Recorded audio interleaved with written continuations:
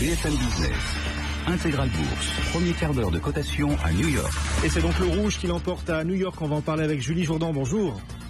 Gérante actions américaines chez Mansartis. Le rouge après plusieurs séances de hausse. Et c'est vrai que le S&P reste à moins d'1% de ses records. Est-ce que vous estimez que Wall Street est trop cher, que Wall Street est à des niveaux un peu exagérés, un peu excessifs en ce moment?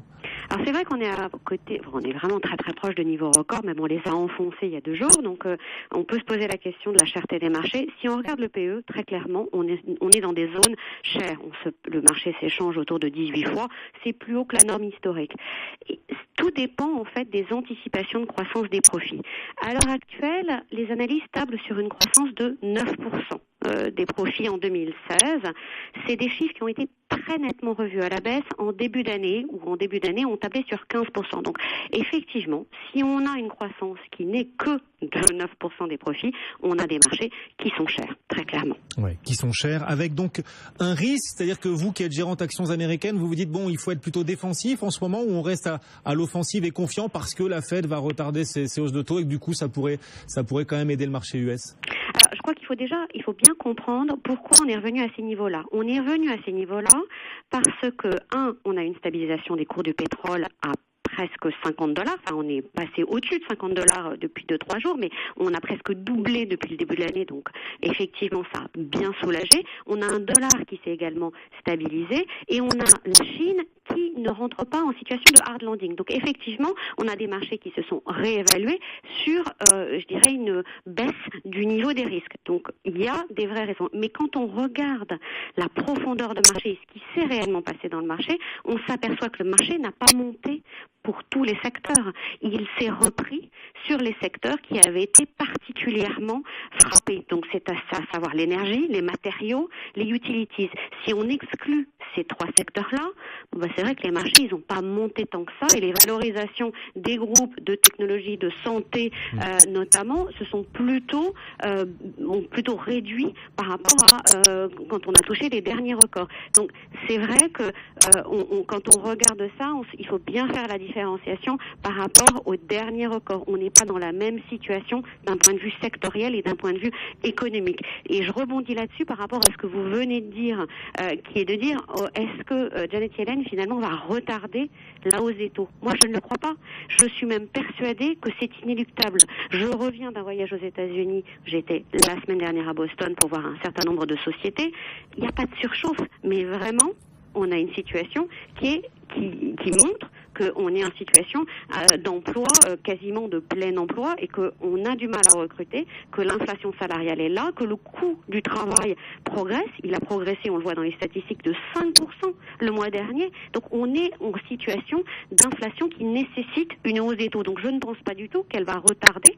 Je pense qu'en effet, on ne va pas l'avoir sans doute au mois de juin parce qu'il y a le Brexit, potentiellement. Donc le vote des Anglais va mettre trop de pression déjà sur les marchés pour qu'on en ait en plus. Mais je n'exclus absolument pas, et bien au contraire, une hausse soit en juillet, soit en septembre. Et sans doute avant les élections. Et Wall Street accueillera favorablement cette ou ces hausses de taux. Wall Street est prête.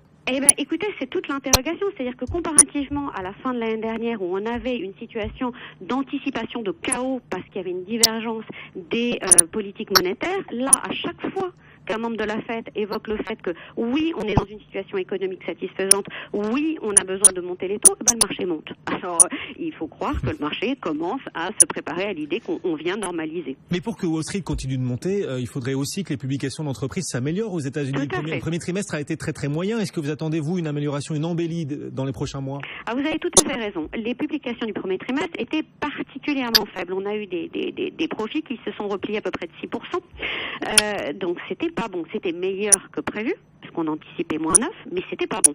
Sur le deuxième trimestre, étonnamment, alors que le baril s'est stabilisé et que le dollar s'est également stabilisé, on n'anticipe pas mieux. Pour le moment, on anticipe des profits en baisse de 7%.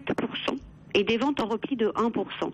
Parce que on a privilégié la prudence. Les sociétés ont préféré dire attention, nous, on ne sait pas sur le change, on ne sait pas sur le pétrole, donc ils anticipent un peu le worst case scénario. Donc c'est vrai qu'on pourrait avoir des bonnes surprises, et ça, il ne faut pas le sous-estimer. Après, il est vrai aussi que les marges des entreprises sont sous pression. Mais on n'aura pas un marché qui continue de monter si on n'a pas des chiffres d'affaires qui s'améliorent, effectivement. C'est la condition. Alors du coup, Julie Jourdan, on rappelle, vous êtes gérante actions américaines chez Mansartis. Quelle allocation en ce moment, vous qui suivez particulièrement Wall Street? Est-ce que vous comptez miser au deuxième semestre sur les mêmes chevaux qu'au premier? Est-ce qu'on aura les mêmes gagnants? Est-ce qu'il faut s'attendre à des rotations de portefeuille? Quels sont vos choix en ce moment?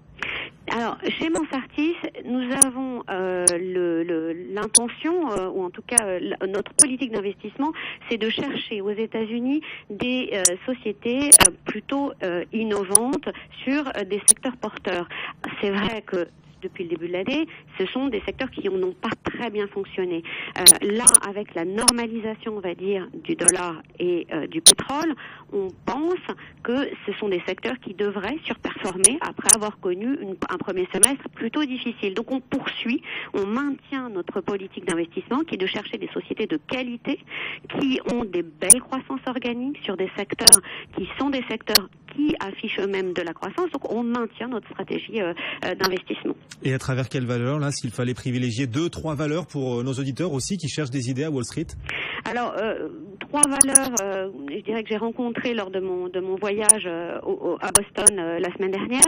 J'ai rencontré Thermo Fisher, qui est une société que nous détenons en portefeuille, qui est une société d'instruments médicaux, qui est une société très innovante avec des solides barrières à l'entrée, qui affiche une croissance organique de 4-5% et rachète au cas des petites sociétés qui viennent, je dirais, élargir en fait le portefeuille d'actifs. Donc ça, c'est typiquement une société sur laquelle on reste extrêmement positif. Une autre société dans laquelle on est très investi et qui nous semble bien correspondre à notre profil d'investissement, c'est Home Depot, qui est le leader du bricolage, qui bénéficie non seulement de la demande immobilière aux États-Unis qui est très soutenue, mais surtout de la forte hausse des prix qui transforme à nouveau l'achat immobilier en investissement. Donc à partir de ce moment-là, on rénove son habitat pour bénéficier d'une nouvelle évaluation des prix. Donc c'est vrai que ça, a une croissance des ventes de 5-6%. Donc là encore, une société de qualité. Home Depot donc et Thermo Fisher, 2 exemples de sociétés sur lesquelles vous êtes à l'achat. Vous êtes en tout cas optimiste et confiante. Merci Julie pour toutes ces idées autour de Wall Street. Julie Jourdan donc depuis Mansartis, alors que Wall Street aujourd'hui marque une pause après plusieurs hausses. Le S&P perd 0,3%.